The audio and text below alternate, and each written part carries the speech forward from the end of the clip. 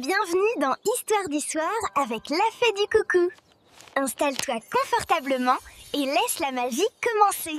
Il était une fois un meunier qui, à sa mort, laissa peu de choses à ses 3 fils. L'aîné reçut le moulin, le second l'âne, et le plus jeune n'hérita que d'un chat. Le jeune garçon fut très triste, pensant que son avenir serait difficile. Mais ce chat n'était pas un chat ordinaire. Il était malin, intelligent et plein d'idées. Un jour, il demanda à son maître une paire de bottes et un sac. Intrigué, le jeune homme accepta.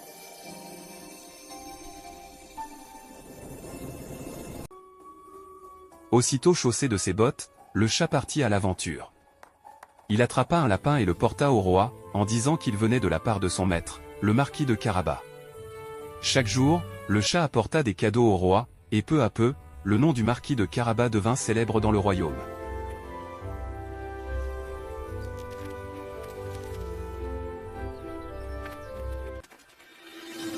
Un matin, le chat apprit que le roi allait se promener près de la rivière avec sa fille, la princesse. Il demanda alors à son maître de se baigner dans la rivière. Pendant que le jeune homme nageait, le chat cria que son maître se noyait. Et que ses vêtements avaient été volés.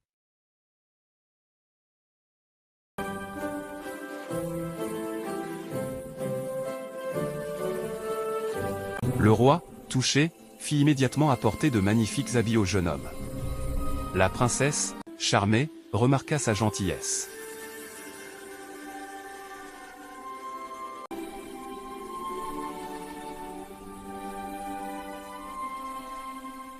Pendant ce temps, le chat courut en avant et ordonna aux paysans de dire au roi que toutes les terres appartenaient au marquis de Carabas.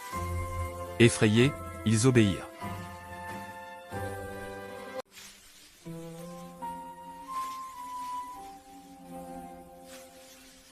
Le chat arriva ensuite au château d'un ogre puissant, capable de se transformer en n'importe quel animal.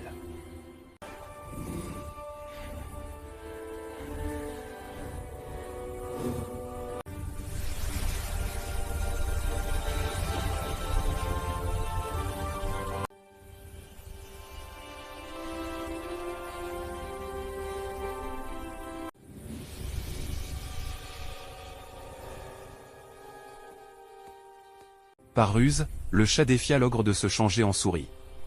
Dès que l'ogre le fit, le chat le mangea. Le château devint alors la propriété du marquis de Carabas. Lorsque le roi arriva, il fut impressionné par la richesse du lieu. La princesse tomba amoureuse du jeune homme.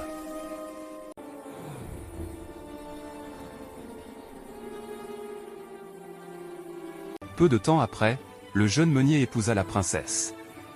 Et devint un grand seigneur. Le chat botté reçut une place d'honneur et vécut heureux.